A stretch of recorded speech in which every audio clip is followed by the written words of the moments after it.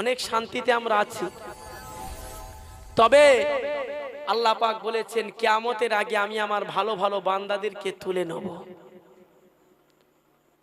আজকে আল্লাহর ওলিদেরকে তুলে নিচ্ছেন, বড় বড় আলেমদেরকে আল্লাহ তুলে নিচ্ছেন। যত দিন যাচ্ছে দেখেন সমাজের ভিতরে মারামারি, কাটাকাটি, রোগ ব্যাধি, অশান্তি, খুন খারাপি, ভাই ভাইকে মারছে। কেন? এটা নবীজির হাদিস। সেই জাহিলিয়াত আবার আসবে।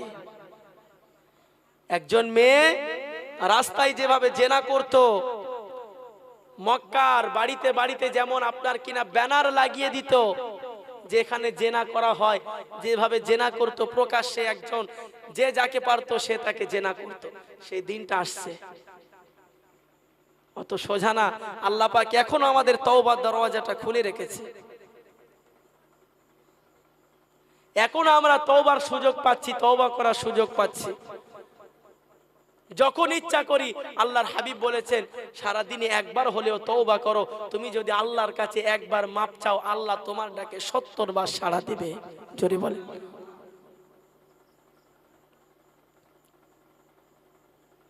নবী আমার দিন ও দুনিয়ার বাদশাহ হাবিবুল্লাহ জনাবে মুহাম্মদুর রাসূলুল্লাহ সাল্লাল্লাহু আলাইহি ওয়াসাল্লাম আমাদেরকে বলেছিলেন, ও আমার সাহাবীরা, ওই জামানায়, কোন জামানায়? এই সেই জামানায় আমি হাবিবুল্লাহ জানালাম আমার উম্মতেরা বড় দুর্বল হয়ে যাবে, মানুষ নিকৃষ্ট পশুর মতন হয়ে যাবে, ভাই ভাইকে কতল করবে, জমি নিয়ে ভাইয়ের ভিতরে হিংসা ফাসাদ তৈরি হবে, নিজের মাকে ঘর থেকে বার করে দেবে, নিজের বোনটার, নিজের যে বোন আছে তার বোনের সম্পদকে বুঝিয়ে দেবে না। এই যুবকেরা, কোরআন শরীফের ভিতরে 4 নাম্বার পারা, লান তানালুল বিররা হাত্তা তুনফিকু মিম্মা তুহিব্বুন, এই 4 পারার ভিতরে প্রথম নাম্বার পৃষ্ঠার শেষের দিকে আল্লাহ বলেছেন, আমার বান্দারা, তোমরা তোমাদের বোনদের সম্পদকে বুঝিয়ে দাও, তোমরা এতিমদের সম্পদকে বুঝিয়ে দাও। কেননা এই পৃথিবীর জমিনে কারো হক মেরে খেও না। কেউ যদি এতিমের 1 টাকা হক মেরে খায়, কেউ যদি তার ভাইয়ের 1 টাকা হক মেরে খায়, আল্লাহ পাক বলছেন ওই মানুষটা কিয়ামতের দিনে বিশাল পেট নিয়ে উঠবে। আমার নবী জিজ্ঞাসা করবেন, মান হাউলা? ও ফেরেশতা জিবরাইল, বিরাট পেটওয়ালা ব্যক্তিটাকে হযরতে জিবরাইল আমিন বলবেন, ইয়া রাসূলুল্লাহ, এটা অন্য কেউ নয়, এটা হলো দুনিয়ায় ওই সমস্ত জালেম, দুনিয়ায় ওই সমস্ত মানুষ যারা গরিবের হক মেরেছে, এতিমের হক মেরেছে, গরিবের হক মেরেছে, বোনের হক মেরেছে, ভাইয়ের হক মেরেছে। অতএব তাদের ভিতরে এই পেটটা এত বড়, তাদের ভিতরে তাদের সম্পদ নয়, সম্পদের পরিবর্তে সাপ দিয়ে আল্লাহ ভরিয়ে দিয়েছেন।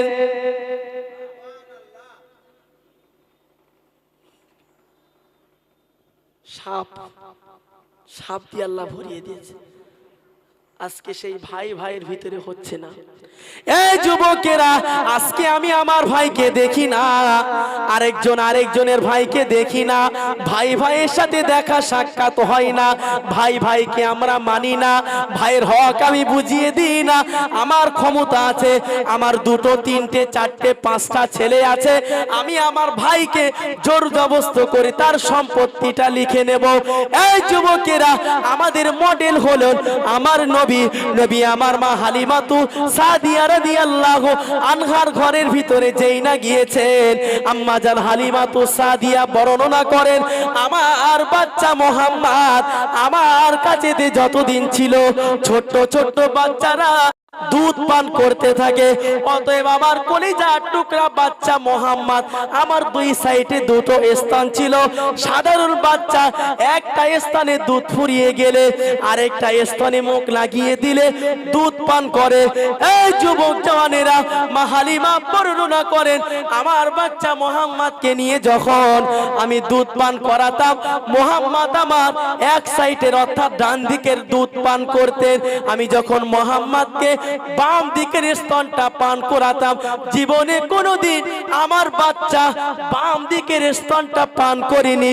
নবী এই জন্য করেনি, সব চাইতে বড় মুজিজা হলো আমি মুহাম্মদ যদি, আমি নবী হয়ে যদি একাই দুটো স্থান খেয়ে নেই, হালিমার সন্তান আছে, আমার একজন ভাই আছে, তার জন্য আমি কি রাখবো? বুঝতে পেরেছেন? নবী দিবস শুধু দিলে তো হবে না, সে রাসূলুল্লাহ যেটা বলেছে আমাদের মানা লাগবে তো নাকি? তাহলে একটা স্থান নবী সারা জীবন পালন করে যতদিন ছিলেন পান করেছেন, আরেকটা স্থান তার ভাইয়ের জন্য।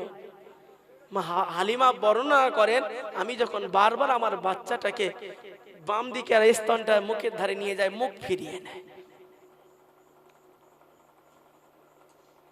আল্লাহ নবী সাহাবীরা জিজ্ঞাসা করেছিলেন, ইয়া হাবিবাল্লাহ, তখন কি আপনার উম্মতেরা এই রকম হবে? নবী বলেছিলেন, ভাই ভাই মুখ দেখা দেখি হবে না, একজন ভাই আরেকজনের সম্পদকে বুঝিয়ে দেবে না। হযরতে আনাস আবারও জিজ্ঞাসা করেছিলেন, ইয়া রাসূলুল্লাহ, তারপরে পরে কি হবে? নবী আমার আবারও পাক জবানে বলেছিলেন, কিয়ামতের আগে আমার উম্মতেরা মসজিদটা হলো আল্লাহর ঘর। হাদিসের ভিতরে পাওয়া যায়, নবী বলেছেন, একটা বিশাল পানির ভিতরে, একটা বিরাট পুকুরে একটা মাছ যদি ছেড়ে দেওয়া হয়, পানির ভিতরে পড়ে মাছটা যেমন আনন্দ করে না, ওই মাছটাকে যখন আমি তুলে নিয়ে যখন উপরে তুলি, ছটফট করে না, লাফাই। এই যুবক জওয়ানেরা, আজ মদিনার মসজিদে নববী শরীফে আমি নবী যখন তোমাদেরকে ডাকতাম, তোমরা চলে আসছেন, বাড়িতে যেতে চাইতে না, ফজর পরে বাড়িতে যেতে চাইতে না। শেষ জামানার উম্মতেরা আমি হাবিবুল্লাহ জানালাম, তখনকার জামানায় মানুষ মসজিদের ভিতরে